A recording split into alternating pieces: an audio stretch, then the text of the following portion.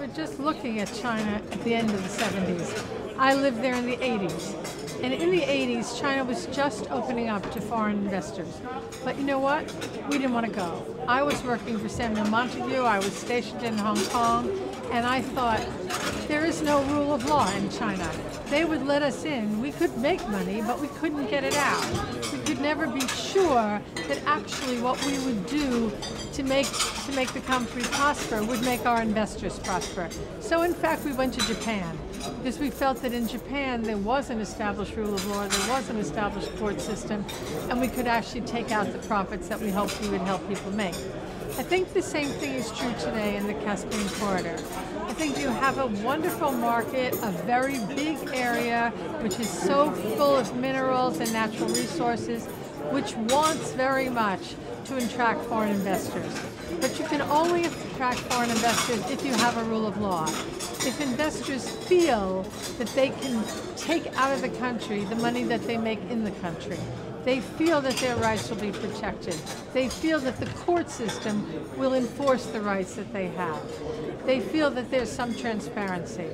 It always assumed to me that you wouldn't walk into a casino and bet your money if you thought the casino was rigged. That's really where we are now. We need to take this vast area, which is the Caspian corridor.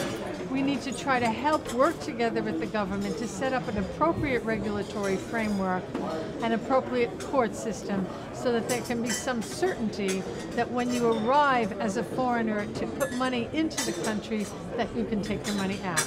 It's very hard to change a culture, there's no doubt about it, but it can be done, especially today. Today with the internet, with communications, with everything that's immediate, things just happen faster than they did before, and culture can change faster.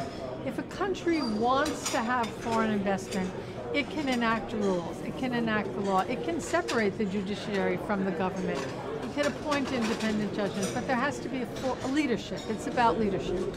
The leaders of the country have to want to bring it into the modern era, particularly with respect to investments, because there's a lot of places to choose to invest in the world, and we today want them to invest in the Caspian corridor. So it's a partnership. You bring your systems up to a way that we understand, we the foreigners, and we'll bring our money to you to invest, and together we'll all make money together. I think the fallen energy crisis has a lot of aspects to it. I do believe that partnerships are the way forward in the energy field. I feel that small modular reactors, as I said, small renewables, small is probably going to be better going forward, but they need to have partnership. The local partner and the foreign partner bringing their expertise together and their money together.